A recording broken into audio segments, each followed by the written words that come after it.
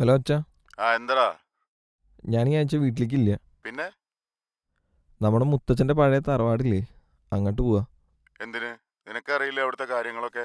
വേണ്ട വേണ്ട. ഞങ്ങളവിടെ എത്താറായി. ഞങ്ങളോ? വേറെ ആരാ? അബിയുണ്ട് കൂടെ. ഓ, ഒരു തുള്ളി വെളിച്ചം ഓ, കിടക്കാത്തൊരിടാണത്. തുടങ്ങി. ശരി ശരി.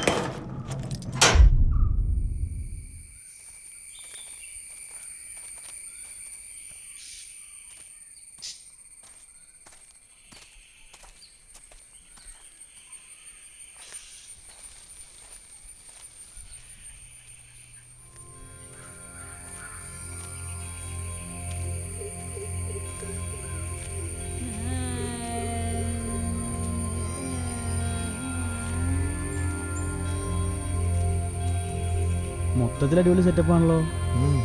വാ.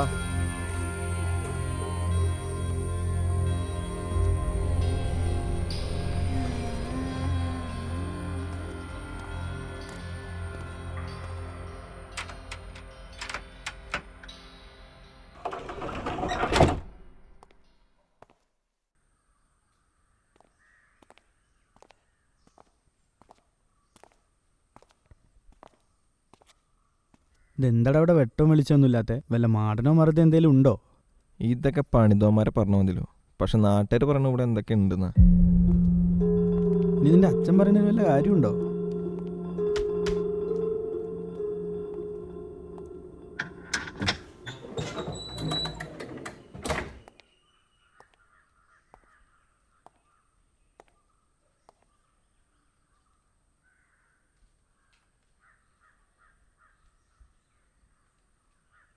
ഡാ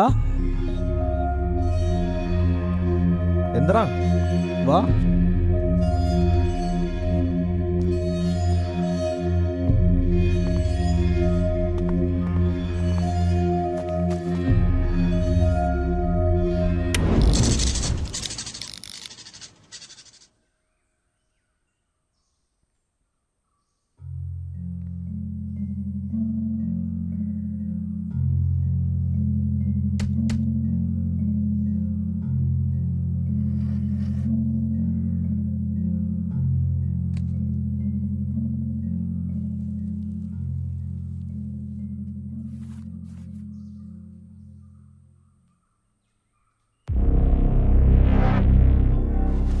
ഇനി ഇതെന്ത് കണി?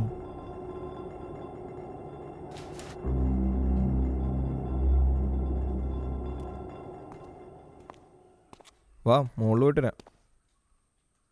ഒക്കെ ഒന്ന് കാണാം. എന്താടാ, ഇന്ന് തന്നെ വരണം. ഇതൊന്ന് ഡീൽ ചെയ്യട്ടെ.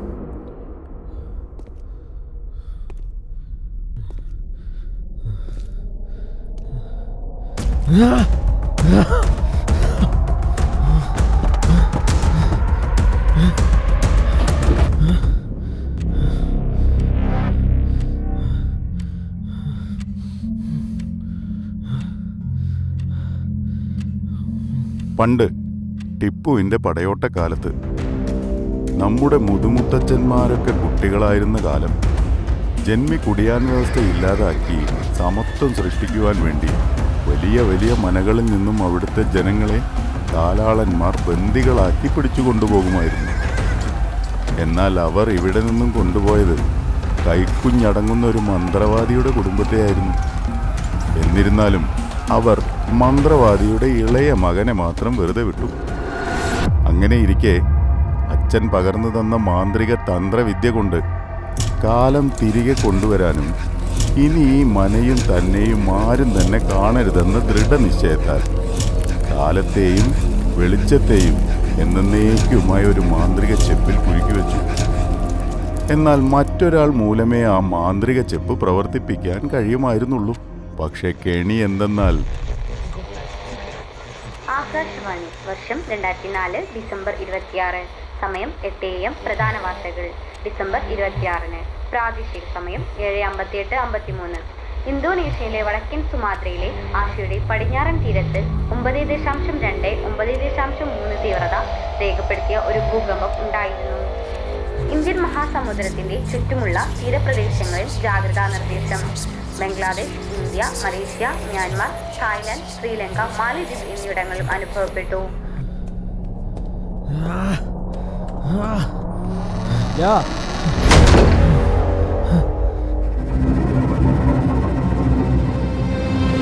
പക്ഷെ കെണി എന്തെന്നാൽ മാന്ത്രിക ചെപ്പ് ഒരു തവണ പ്രവർത്തിപ്പിച്ച ആൾക്ക് പിന്നെ ഈ മനയുടെ പുറത്ത് കടക്കാൻ സാധ്യമല്ല.